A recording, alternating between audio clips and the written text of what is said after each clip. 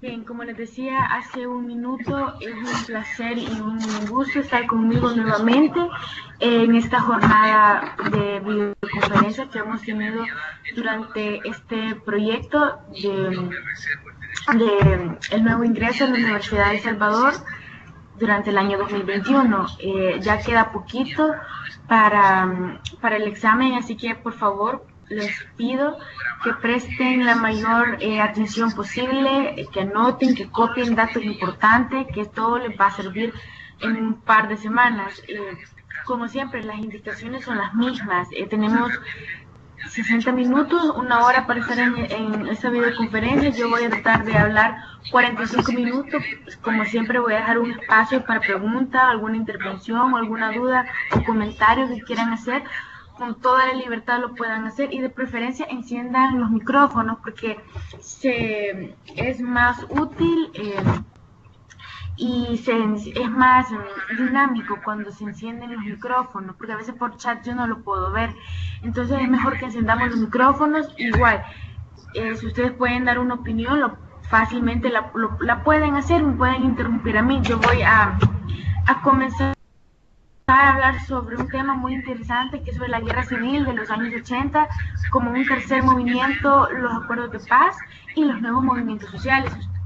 Si durante de la presentación yo menciono algo, digo algo que ustedes no entienden, lo pueden hacer en el momento o al final. Sin más que agregar, si no hay más dudas al respecto, comienzo. Bien, la guerra civil de los años 80, tercer movimiento, con los acuerdos de paz y nuevos movimientos sociales. La guerra civil que asoló a El Salvador durante 1980 y 1992 fue en una gran medida el resultado del fracaso de las políticas reformistas emprendidas durante la época del autoritarismo militar y del cierre gradual de los espacios de disenso político. Como esta introducción que he planteado en estos momentos, más adelante en la presentación también lo diré, y como ya ustedes saben, la guerra civil duró, unos dicen que se supone que 12 años, pero realmente fueron más, ya que la guerra civil como tal nunca se decretó. Pero antes de la guerra civil, como el escenario propiamente de la guerra, que fue en la década de los años 80 hasta 1992, que se culminó con la firma de los acuerdos de paz, anteriormente a ello pues había tensiones sociales muy fuertes, tensiones políticas y económicas que se venían suscitando en los distintos grupos sociales, cosa que ya lo hemos visto.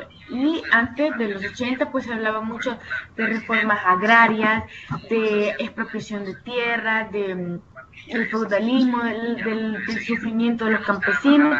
Entonces todo esto vino haciendo un residuo desde el año de 1932, que fue históricamente el mayor genocidio de campesinos en Latinoamérica. Desde 1932 hasta 1980 se podría decir que fue un cúmulo de tensiones que explotó, que tuvo como resultado pues el conflicto civil.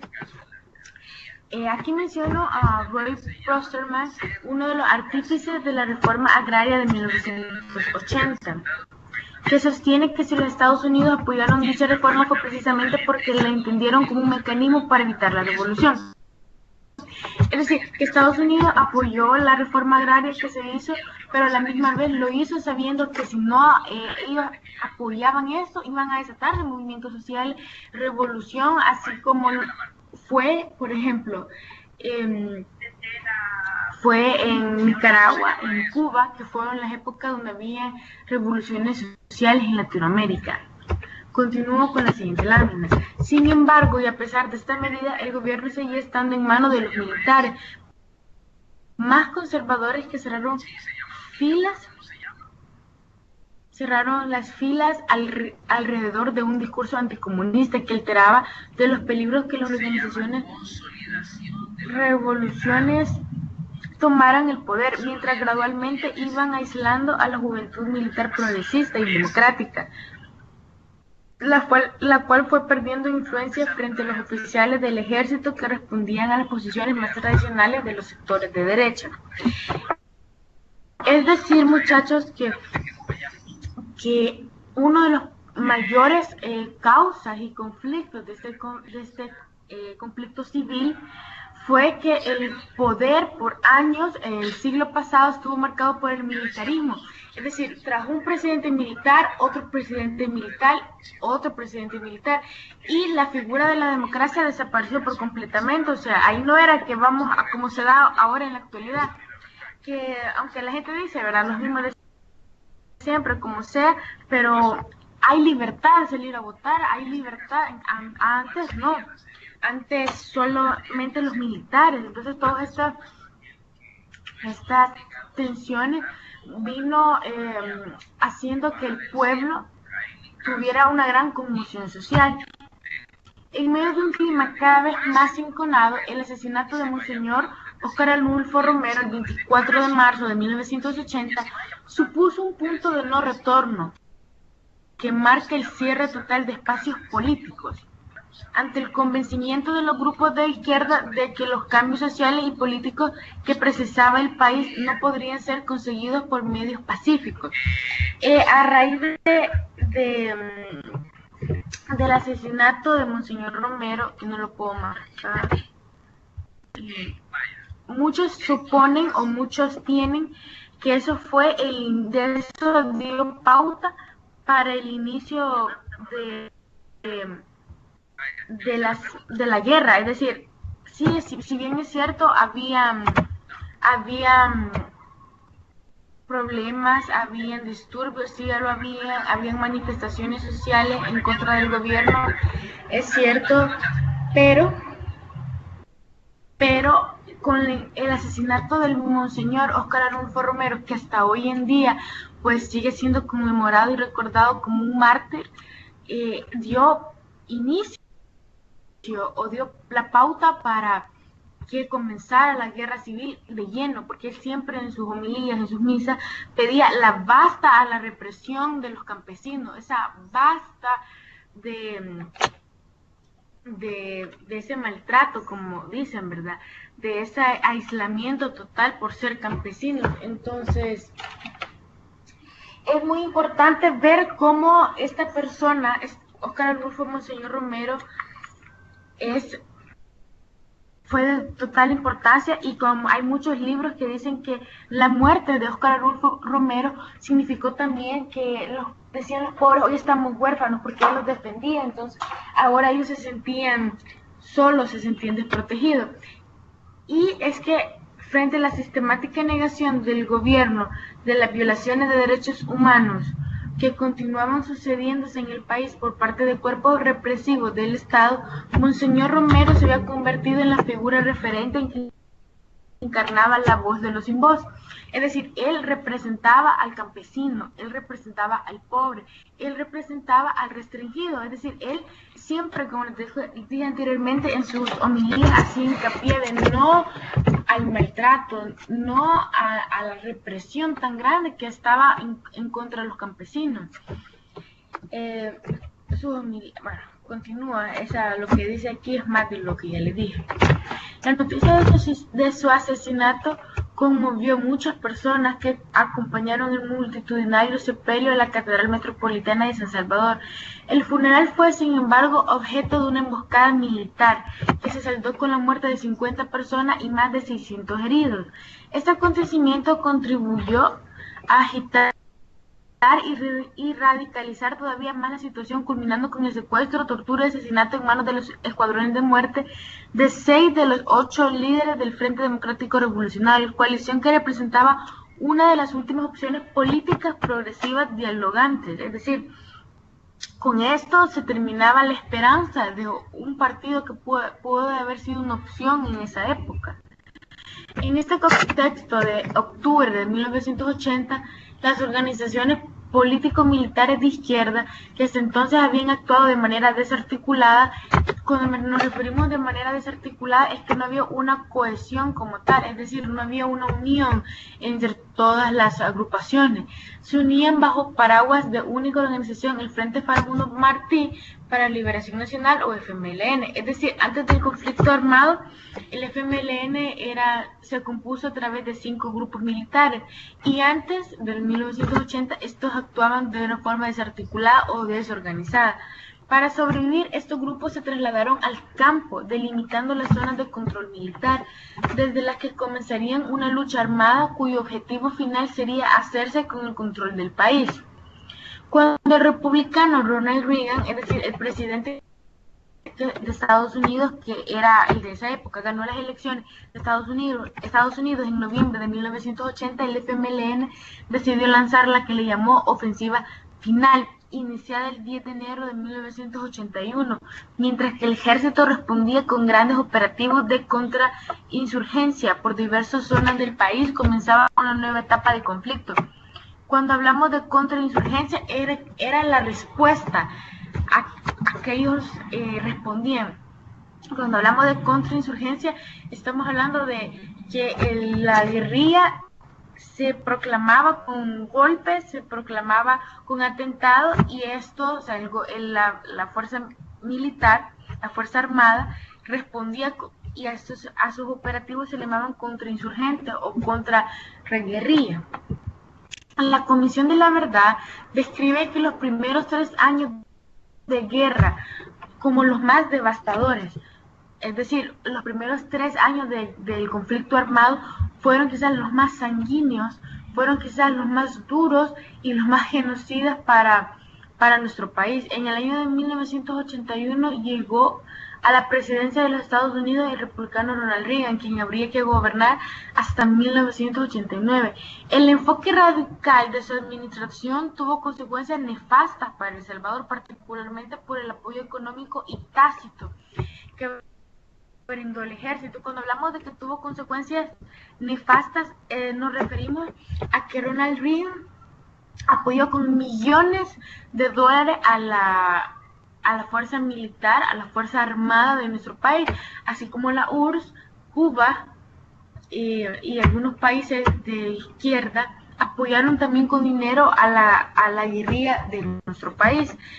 Particularmente el apoyo económico y tácito que brindó el ejército, y también asimismo entreno, porque estas personas, que muchos militares sus estudios los hicieron pues en Estados Unidos con el apoyo que le daba el gobierno en esa época. Entre 1981 y 1982 fueron creados los batallones de infantería de reacción inmediata, entre paréntesis BIRI, que es su sigla. Es decir, que estos batallones de infantería nos referimos a cuarteles. Se refería a reacción inmediata, que al nomás escuchaban que en tal sector o en que en tal comunidad tenían un atentado o estaban los guerrilleros uniéndose u organizándose, ellos inmediatamente iban a atentar. Estamos hablando de los batallones de infantería de Arce, Atlacat, Bracamonte y Ramón Villoso, que desde el principio empezaron a operar con extrema crueldad, llegando a ser responsables de la mayoría de las masacres perpetradas contra la población civil, porque también lastimosamente en los conflictos civiles mueren gente inocente, como niños, mujeres, ancianos, que no tienen absolutamente nada que ver en estas batallas, que muchas veces son por intereses meramente de pocos, no de muchos, como ellos lo venden. Entre los episodios más oscuros de 1981, por el número de víctimas y la crueldad de ejecuciones, se encuentran las masacres de La Quesera, Río Zumpul, el Río Lempa y el Mozote, las cuales tuvieron lugar respectivamente en enero, mayo, octubre y diciembre del año de 1981. Este mismo año, antes, 21 de junio, que es la Asociación Nacional de Docentes, de Maestros, reportó la ejecución de 136 maestros y 164,000 personas fueron desplazadas y 12,000 asesinadas. Solo, imagínense, en 1981.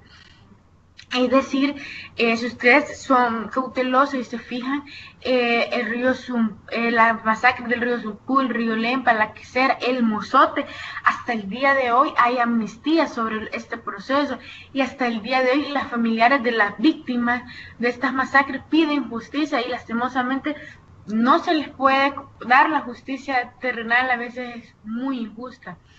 Y podemos ver que en 1981 pasaron las peores masacres quizás del conflicto armado.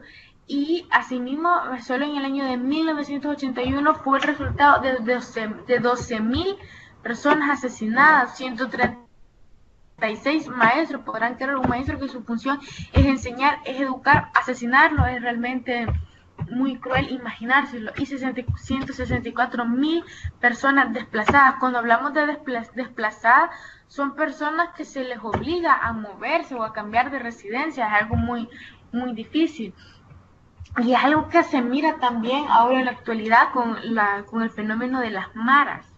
Con el fenómeno de las maras, muchas personas también son desplazadas de las viviendas y que andan huyendo de un lado a otro. Y es un fenómeno que, si nos ponemos a comparar lo que ocurrió en la guerra y lo que ocurrió en lo que sigue ocurriendo en la actualidad, hay mucha tela que cortar, porque siguen habiendo muchas personas desplazadas a causa de la delincuencia, a causa de...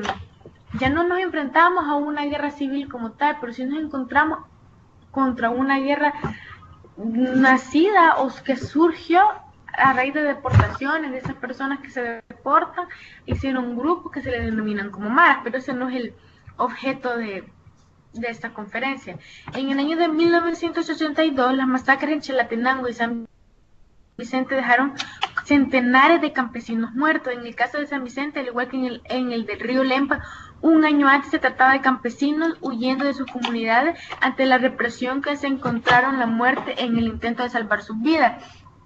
Como les decía anteriormente, más de lo mismo, personas totalmente víctimas, pues personas totalmente ajenas a este conflicto, personas humildes, personas totalmente que fueron blancos de este fenómeno que se suscitó, que nada más representan ahora en día números de víctimas, porque imagínense, campesinos, que la mayoría de campesinos se dedican a cultivar, a tener su ganado y ayudan a la producción alimentaria del país, y que los hayan obligado a huir y asimismo los mataron ante la represión, es realmente un hecho genocida y deplorable en todas sus manifestaciones. A mediados de los 80, mientras se producían los primeros acercamientos para entablar un posible diálogo entre el gobierno y la guerrilla, los escuadrones de la muerte intensificaron sus acciones en la capital, especialmente dirigidas contra dirigentes políticos de la oposición, líderes sindicales, maestros y religiosos. La reiterada denuncia de los organismos de derechos humanos hizo que el gobierno de los Estados Unidos comenzara a presionar al gobierno salvadoreño para detener estas acciones y reconociera la gravedad e inestabilidad que esta situación causaba a un posible proceso de paz.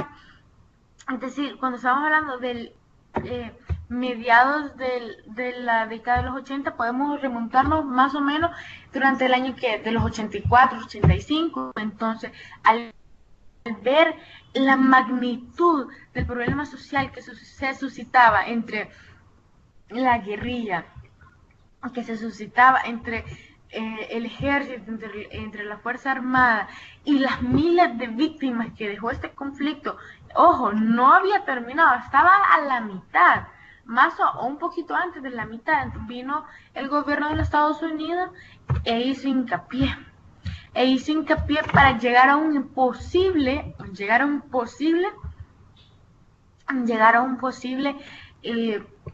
tal vez no conciliación, pero sí un cese o una especie de proceso de paz, para que no se siguiera con esta situación, porque era un desgaste económico, no solo para los Estados Unidos, en el aspecto que financió a la Fuerza Armada, y también era un desgaste económico por parte de la guerrilla, por parte de las personas que apoyaron a estas personas. Entonces era y a eso sumándole todas las consecuencias negativas que esto llevó a la economía. Imagínense, en la inversión de empresas internacionales ya no se hizo, la economía cayó grandemente, la poca falta de acceso a la educación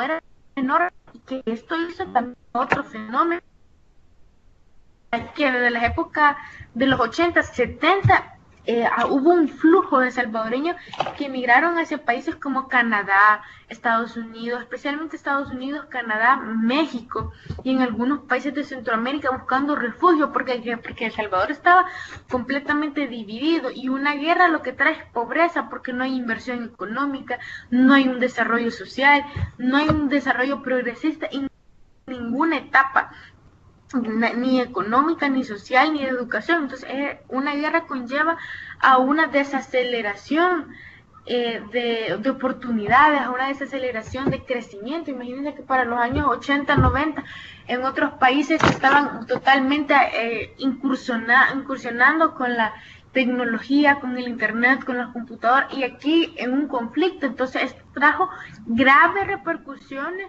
no solo en la economía, en lo social, en lo jurídico, sino también en el desarrollo de las sociedades como tal, en la educación, en la salud. Entonces, esto no podía seguir así, eso se le tenía, como decimos, buscar una especie de solución o una especie de alternabilidad. La combinación de esta dinámica de ataques constantes, sorpresivos y extendidos por todo el país durante más de 5 años, acompañados por los fallidos intentos de diálogo entre el gobierno y la guerrilla, comenzaron a provocar el desgaste de la guerra y explicaron la culminación de esta etapa con la ofensiva guerrillera hasta el tope en noviembre de 1989, que dejó grandes daños estructurales. Imagínense, estamos en el 2020 y nuestro país aún no hay un desarrollo territorial, y cuando hablamos de un desarrollo territorial podemos ver calles empolvadas, que no tienen un sistema ni... Todo porque esto fue un gran atraso y las guerras arruinan, por así decir, bueno, depende eso lo vamos a ver un poquito más adelante, donde hay posturas, unos a favor de ese conflicto y otros en contra, pero realmente el desgaste que provocó la guerra y la culminación de esta etapa, que se llama Hasta el Tope, que se realizó en noviembre de 1989, dejó el país arruinado, en ruinas, por así decir, que llegó al corazón del país, tomándose el 11 de noviembre de 1989 la capital salvadoreña y los principales centros urbanos en la zona oriental, norte y paracentral del país. Así que a finales de 1989 se cerraba la década como empezaba, con ataques a gran escala que conmocionaron de nuevo a la población y la opinión internacional, con la diferencia del desgaste nacional y cansancio que permitió dar salto cualitativo del diálogo a la negociación. Fue en total aproximadamente 12 años de guerra, 12 años. Habían dejado atrás más de 75,000 víctimas civiles, 245,500 refugiados y 500,000 desplazados. 75,000 víctimas, dicen que esto nada más es un número por poner, realmente el número de víctimas fatales en la guerra civil son incalculables. Cuando hablamos de refugiados, son aquellos que, por ejemplo, como les he mencionado en videoconferencias pasadas, que piden una especie de asilo, una especie de refugio, porque huyen de países por motivos de guerra, por motivos de terrorismo, por motivos de delitos de lesa humanidad, como lo que hay una comisión de las Naciones Unidas que se llama ACNUR, que es el Alto Comisionado de las Naciones Unidas para Refugiados, es decir, personas que salen de sus países por productos de guerra, por productos de terrorismo, por productos de, por ejemplo, si usted es mujer en el Medio Oriente, no tiene derecho. Entonces si usted plantea esta especie de circunstancias ante esta comisión, ellos muchas veces ayudan. También, no sé si la mayoría de ustedes han escuchado que inclusive acá se han ido muchas personas porque han sido, bueno, yo conozco personas que han pedido asilo en los Estados Unidos porque vienen de de zonas totalmente llenas de maras, y ellos han sido constantemente acosados por maras. Entonces exponen en este caso a la embajada del país en que ellos piden refugio, y se les comienza un proceso de asilo, y más de 500.000 personas desplazadas, que es lo que les decía anteriormente, que los desplazados son todos y todas que son obligados a abandonar pues un determinado lugar. Y aquí vemos una imagen que yo traté de poner. Hay muchas imágenes del conflicto, pero esa imagen me llama mucho la atención porque imagínense, son militares o guerrilleros, no sé la verdad, con niños, son niños que lo más que tienen aquí son que 10 años, 11 años, y creo que definitivamente un niño de 12, 11, 10 años no debe ser recluido ni tanto por los militares ni por los guerrilleros, que fue un gran abuso, un grave abuso durante el conflicto civil, que es la instrumentalización de niños. Es decir, si usted era niño, a los 10 años le daban un fusil. Cuando un niño a los 10 años tiene que estar en la escuela, tiene que tener, en vez de un fusil, un libro, un cuaderno. Ahora en día, por el mundo globalizado en el que vivimos, una computadora, cosa que se violó grandemente el derecho a los niños a desarrollarse y crecer en un ambiente sano, un ambiente propio para niños, no estar, y esto fue, como les digo, tanto los militares como los guerrilleros hacían lo mismo con los niños, les daban un fusil y así, y eso es totalmente una injusticia y una gran perturbación a los derechos humanos, porque como les he dicho en videoconferencias pasadas, los derechos humanos les pertenecen a todos, desde cero hasta que se mueren, desde 0 años hasta que el día que esa persona se muere. Y lastimosamente, pues, el conflicto civil, una de las principales características del conflicto civil es que fue una total violación a los derechos humanos. Bien, vamos a tocar otro punto importante, es el proceso de esta sesión, que es el proceso de negociación de la paz, entre la prolongación del conflicto y el pragmatismo político, que se dio desde la primera diálogo que se suscitó en el año de 1984 en La Palma, si no me equivoco, fue en La Palma, Chalate, y culminó en el año de 1992 con la firma de los acuerdos de paz del 16 de enero en Chapultepec, México. El proceso de diálogo entre la guerrilla y el gobierno comenzó formalmente entre 1984, durante la administración del presidente Napoleón Duarte, cuando las partes del conflicto sostuvieron una serie de rondas en La Palma y Ayagualo, sin alcanzar, sin embargo, acuerdos sustanciales. Dialogaron, pero no se llegó a ningún acuerdo. Desde el inicio de este proceso hasta 1989, con la llegada del presidente Alfredo Cristiani al poder, sería la oficina del arzobispado de San Salvador la que más énfasis puso en fomentar un acercamiento de las partes, cuestionando por otra parte y al mismo tiempo la responsabilidad del Estado en relación con la situación de los derechos humanos durante toda la década de los 80. Sin embargo, hasta los años 90, los representantes del poder gubernamental mostraron ser inflexibles en sus posiciones, según las cuales estaban dispuestos a negociar únicamente la incorporación del FMLN en el sistema electoral.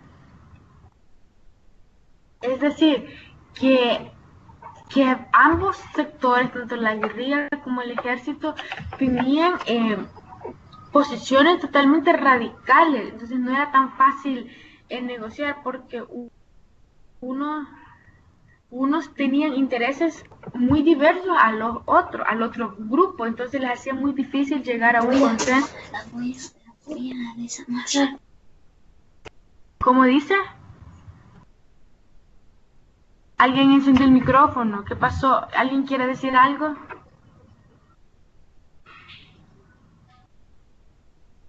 Hola, ¿todo bien? ¿O alguien tiene alguna duda?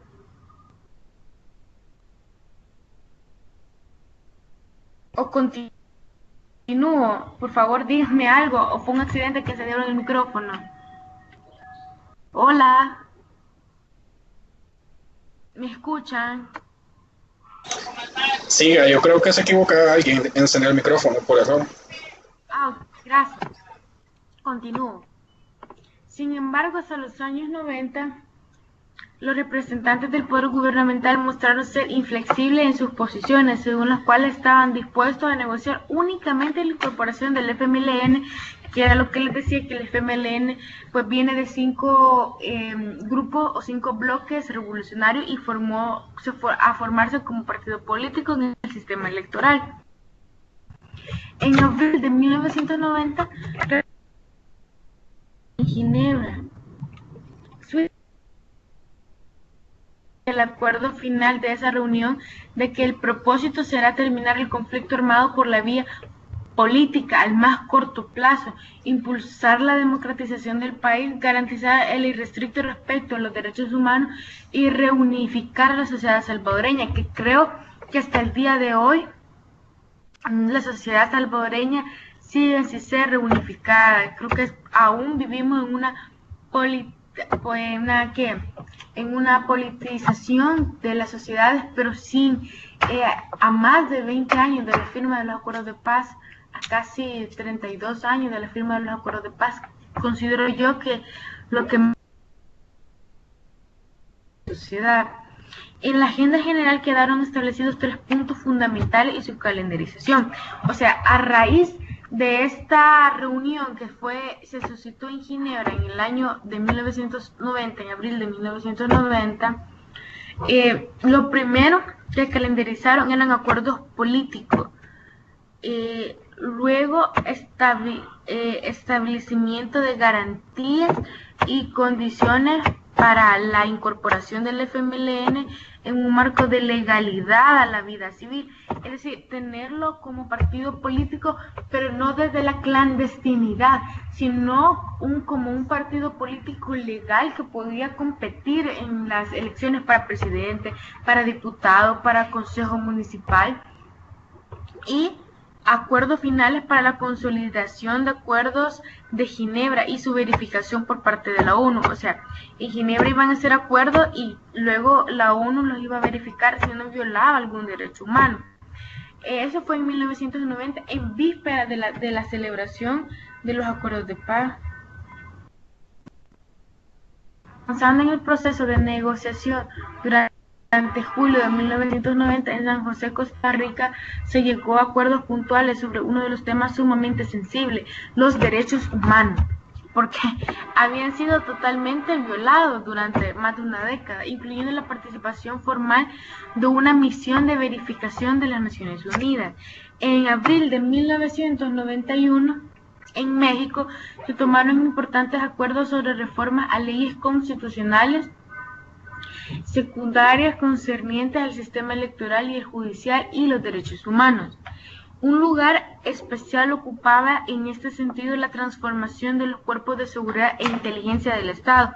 Esto sin duda quizás ha sido para mí, o como punto bien personal, muy subjetivo, quizás los mayores logros de la guerra civil, porque ya los cuerpos militares desaparecieron bastante. Se creó la PNC, que es la Policía Nacional Civil, que decir que que hoy en día como todo hay mucha tela que cortar y mucha opinión diversa, pero si nos ponemos a hablar sobre eso creo que no terminamos en una hora, pero sustancialmente o el fondo de lo que se quería lograr con la implementación de la Policía Nacional Civil era muy bueno, es decir, que estos agentes iban a respetar los derechos humanos, es decir, si ustedes lo detenían, no iba, como les digo, es totalmente alejado de la realidad, pero lo que se pretendía o lo que se suponía era bastante bueno, que por ejemplo, si usted iba a ser detenido, usted estaba en obligación de que le explicara el por qué estaba detenido, que se le tratase con respeto, que no lo golpearan, que no lo torturaran, que no, simplemente se trató, o la visión de esto era darle ya que el Estado viene de una gran militarización, se trató de darle otro enfoque a la seguridad, ya no una seguridad tan represiva, sino como una seguridad que sí, ¿verdad? Tenía que estar pendiente de la delincuencia y todo, pero a la misma vez con los límites de los derechos humanos. La eliminación del reclutamiento forzoso, que era lo que le decía al inicio, que esto no solo lo hizo la Fuerza Armada, también lo hizo la guerrilla, que a los niños de 10 años se les daba un fusil y se les reclutaba de que tenían que salir con ellos a luchar por, como les digo, esto es algo bastante subjetivo, pero un niño de 10 años no tiene que estar con un fusil. Es más, creo que la educación debería ser lo principal y no la represión.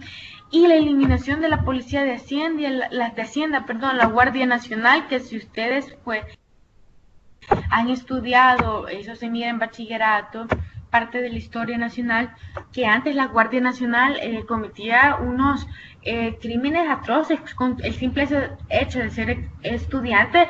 Ya con eso era un pretexto como para detenerlo, para torturarlo, y la sustitución de la nueva Policía Nacional Civil. Y también otra cosa que se hablaba mucho era que, por ejemplo, los presidentes ya no un militarismo, sino que fueran civiles. Cuando nos referimos a civiles, eran que para llegar al poder no fueran militares, porque se vivió mucho la época del militarismo. Todo el siglo pasado estuvo marcado de militarismo, de represión. Además, se enfatizó la formación profesional y los valores democráticos, y se concertó la creación de una comisión de la verdad integrada por expertos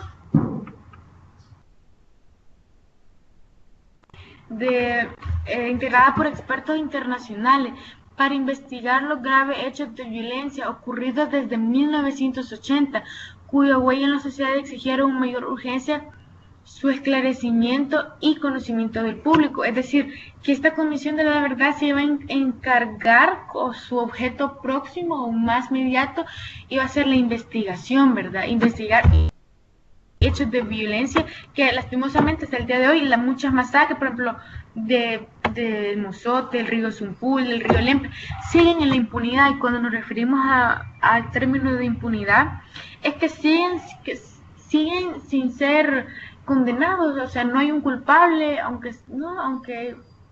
sea, es verdad, las personas ya no están, lastimosamente, por más condena que haya, no hay un resarcimiento de esta vida, pero sí se hace justicia a las familiares de estas víctimas.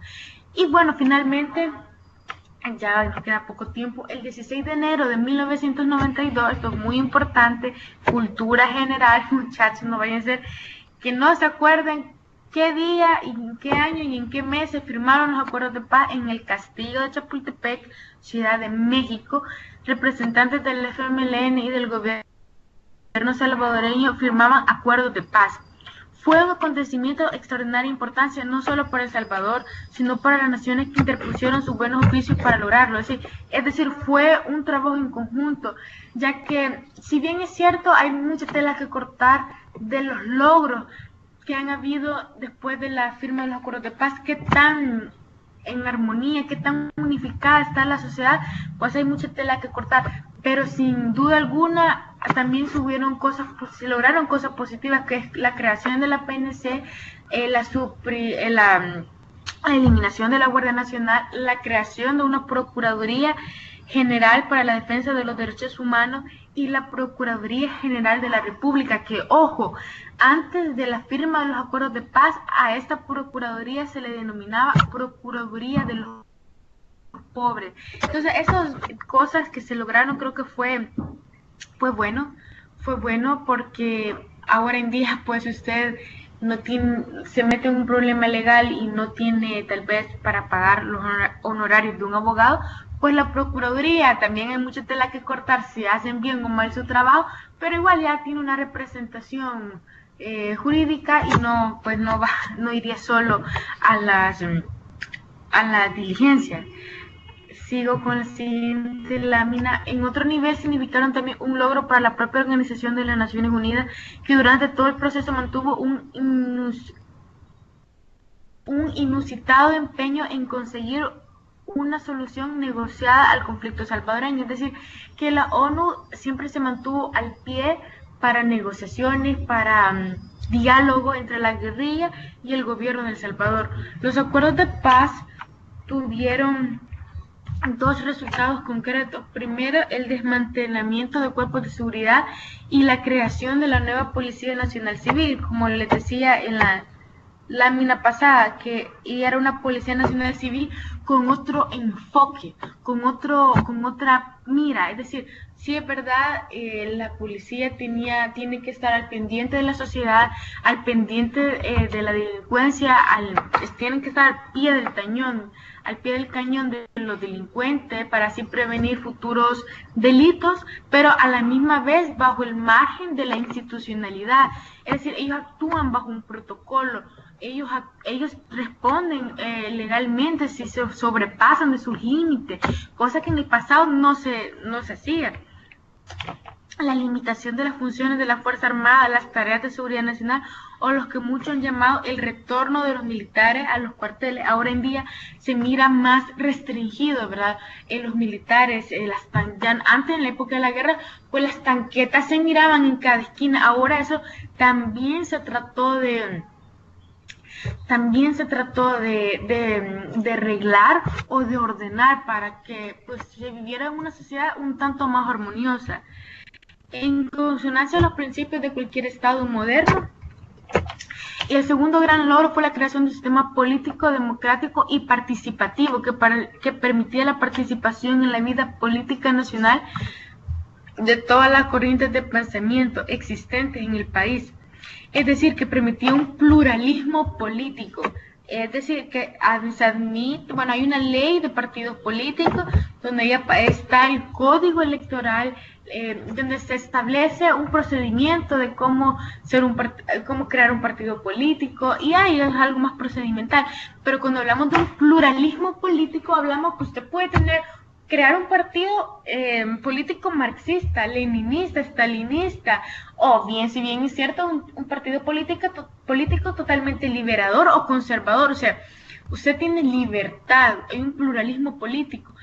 Si ustedes miran en la asamblea, hay políticos, se supone que representan a diversos estratos, más conservadores, otros más liberales, pero sí, eso se logró después de la firma de los acuerdos de paz. Y hay que decir, sin embargo, que una de las grandes limitaciones de los acuerdos de paz es que no abordaron los cambios necesarios en materia económico-social. Este aspecto fue una parte débil de los acuerdos de paz, porque después de esto, pues El Salvador, nuestro país, quedó fracturado económicamente, socialmente y territorialmente. Y aquí les he puesto una imagen que fue la noticia de un periódico de Guatemala del miércoles 16 de diciembre de 1992. Imagínense la firma de los acuerdos de paz. Creo que eso tuvo una edición especial en el The New York Times, que es uno de los periódicos más importantes del mundo. Estuvo en la portada El Salvador cuando firmó el acuerdo de paz como una palomita blanca. Eso lo pueden buscar en internet. Y rápidamente, nos quedan 15 minutos, pero voy a tratar de forma rápida, en forma de 3 minutos, abordar esto, que son los nuevos movimientos sociales en El Salvador. Después de abordar pues lo que les mencioné en el inicio, que fue la previa antes del conflicto armado, el conflicto armado como tal, la firma de los acuerdos de paz, ahora nos encontramos ante una nueva realidad, que son los nuevos movimientos sociales en El Salvador. Con el calificativo de nuevos movimientos se ha querido poner de manifiesto desde los propios actores sociales y desde los investigadores la distancia que separa de la forma, métodos y objetivos de las tradicionales movimientos sociales surgidos al calor del desarrollo de las sociedades industriales, particularmente respecto del movimiento obrero tradicional. Estos movimientos eran, por así decirlo, los más tradicionales, ¿verdad? Los más comunes en los siglos pasados, movimientos de trabajadores, movimientos de obreros, en pro por reformas salariales, mejores de condiciones laborales, mejoras salariales, mejoras también en las condiciones de trabajo, mejoras en los derechos laborales. Pero ahora, en este siglo XXI, nos encontramos y esto es lo interesante de los derechos humanos, porque todo eso tiene relación con los derechos humanos. Esto es lo interesante con con el desarrollo de la sociedad, que así como lo he mencionado en diferentes conferencias anteriores, así como las sociedades cambian, así como las sociedades están en constante evolución, así también son los derechos humanos y por ende así son los movimientos sociales que van moviéndose conforme las necesidades de las poblaciones. Por eso es que se dice que los derechos humanos no son perpetuos y no son interdependientes. ¿Por qué? Porque cambian, porque uno va aparejado con el otro. Son evolutivos los derechos humanos porque evolucionan, es decir, que los demás no es que por estar en el siglo XXI ya no tengo los demás derechos, no, tengo más derechos, se van cambiando conforme el tiempo. En este contexto, la tipología de los movimientos sociales ahora en día son los movimientos feministas y ecologistas. Hace poco, creo que hace unos días atrás, yo no sé bien exactamente la fecha, pero un grupo de feministas se fueron a hablar sobre a protestar sobre la legalización del aborto, cosa que no vamos a discutir si es legal o ilegal, estamos en contra, estamos a favor. Ahorita el punto es que son nuevos movimientos sociales, por ejemplo, de feministas, que ahora estas mujeres, este grupo de personas también apoyan muchos hombres de esos movimientos de feministas, son incidentes. Ahora se habla de participación, de diálogo. Ahora el movimiento feminista tiene un espacio en la agenda política, un espacio en la agenda académica, un espacio en las agendas legislativas. Es decir, vemos cómo la incidencia, también los movimientos ecologistas, ojo, es muy importante el movimiento ecologista porque son personas que piden la tutela de derechos en pro del medio ambiente, porque tenemos un medio ambiente totalmente dañado, totalmente abusado por la globalización, totalmente dañado y muy quebrado por la sobreexplotación en masa que se le hace a nuestros recursos naturales, y lastimosamente es un tema que pocos países en el mundo se atreven a tocar porque lógicamente a las grandes economías no les importa. Entonces se debe hacer una gran conciencia respecto a la ecología para mover masa, para que hayan leyes a favor de esta. Y para comprender el marco de acción de los movimientos que enmarcamos en categoría de nuevo, hacemos un pequeño esbozo de la historia de la organización feminista. Eso no lo vamos a tener acá porque es muy largo la historia. Y con esto cierro, ¿verdad? En parte de los nuevos movimientos sociales, estamos hablando de movimiento feminista, que se discute acerca de la legalización o no de la legalización de abortos en algunas causales, en otras causales, que sea gratis, que sea legal. También asimismo se habla que es muy bueno estas propuestas feministas, igualdad salarial. Por años el hombre ha ganado más que una mujer. También son cosas muy buenas y muy positivas de destacar de estos movimientos. También una igualdad salarial, como les dije anteriormente, y que tengan igualdad, por ejemplo, de condiciones. A veces los mejores trabajos, las mejores posiciones solo son de hombres. Imagínense cuántas presidentas han habido en Latinoamérica, creo que 2 o 3, y eso es algo muy preocupante, porque creo que las mujeres en estos espacios positivos, en estos espacios determinantes, se debe de marcar el feminismo, en estos espacios que determinan la coyuntura de un país, se debe de surgir aún más el feminismo. Y pues movimientos sociales modernos hay varios, pero por cuestiones de y porque ya solamente nos quedan 10 minutos, lo dejo hasta acá. Espero, como siempre, que haya sido de provecho, que a ustedes les interese.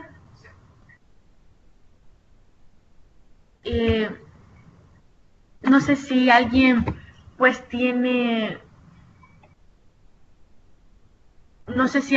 pues algo que opinar o algo que agregar o alguna duda que realizar. Están en todo su derecho de hacerla.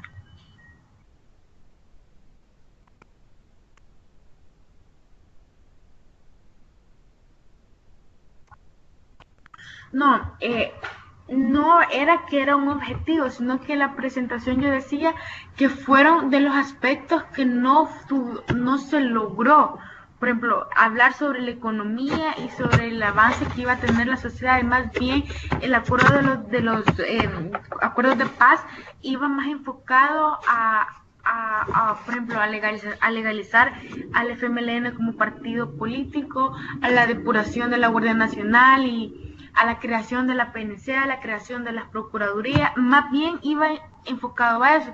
Lo que yo mencionaba en la lámina es que como que punto negativo o como un punto débil de los acuerdos de paz fue que no se habló sobre el aspecto económico y social de cómo se iba a estructurar nuevamente el país después de tantos años en este conflicto. Dice Diana, ¿cuál era la institución encargada de la seguridad pública según los acuerdos de paz? Pues antes era la Guardia Nacional, la Fuerza Armada, las que eran los encargados. Luego de los acuerdos, de la firma de los acuerdos de paz, se vino a cabo, se creó la Policía Nacional Civil, que se tenía otro enfoque. Y también el cuartel no desapareció, pero ya tenía otros límites, es decir, que se le iba a restringir a los militares muchas cosas que antes sí se les permitía.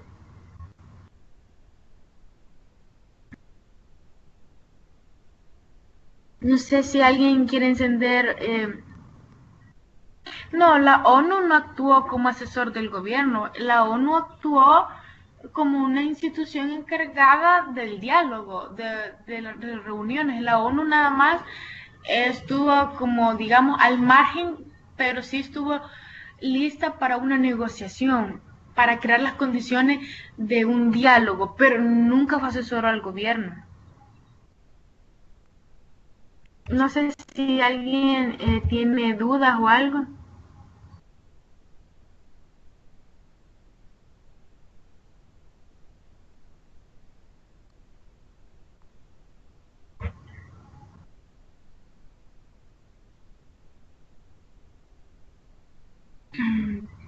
No sé si alguien, bueno, están escribiendo. Bueno, gracias. Quiero ver, ¿alguien más? Aún tenemos tiempo. Pueden escribir. Si les resulta más fácil, inclusive pueden encender el micrófono.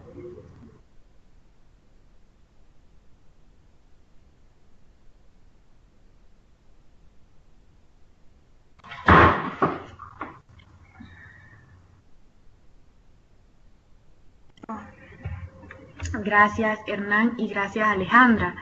Dice Diana, ¿cuál fue el requisito básico para cambiar la estructura jurídico-política del país? Fundamental parte de los acuerdos de paz. Vale. Cuando hablamos de la estructura jurídico-política, es muy interesante su pregunta. Al hablar de estructura jurídico-político, vale. Nuestra constitución está desde el año de 1983. Es una constitución donde yo siempre, no sé si han estado en videoconferencias anteriores, pero siempre digo comentarios como que hay derechos que están plasmados y que hasta el día de hoy no se han cumplido.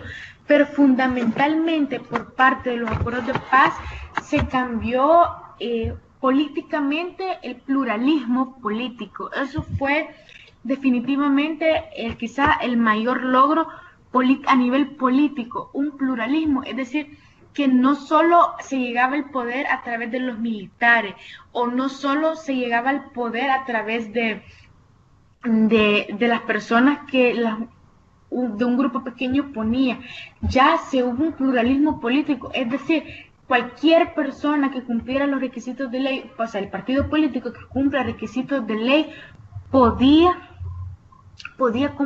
competir en cualquier tipo de elección o cualquier tipo de fiesta cívica, o sea, de elecciones.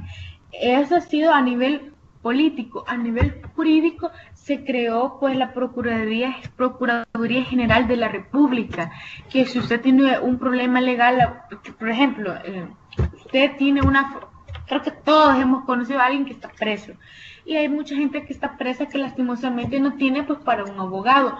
Viene la Procuraduría y le asigna un defensor, un defensor público. Es decir, el Estado brinda seguridad jurídica. En el artículo 2 dice que el Estado garantizará la seguridad jurídica. A través de esa institución el Estado lo garantiza, porque si el Estado lo garantiza, está en la obligación de cumplir y crear las condiciones. Y la Procuraduría para la Defensa de los Derechos Humanos, que es la que tiene un papel bastante ausente y bastante pobre, por así decirlo, en la actualidad, pero se supone que esta Procuraduría está velando para que no se violen los derechos humanos. Esta Procuraduría, junto a la Fiscalía General de la República, son parte del Ministerio Público, que jurídicamente son de los cambios que han existido. Y pues también la educación, antes la educación, por ejemplo, la Universidad de El Salvador antes fue por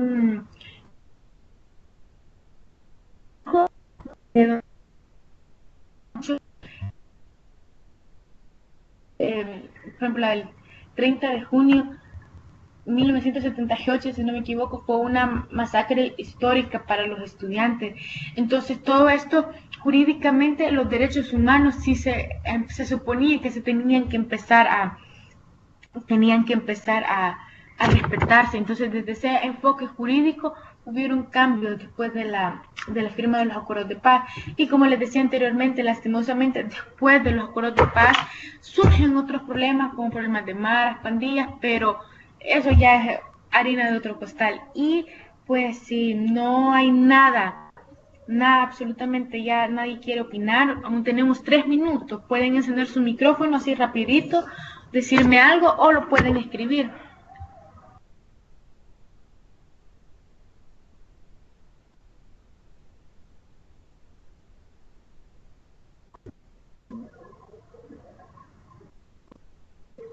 Ya nadie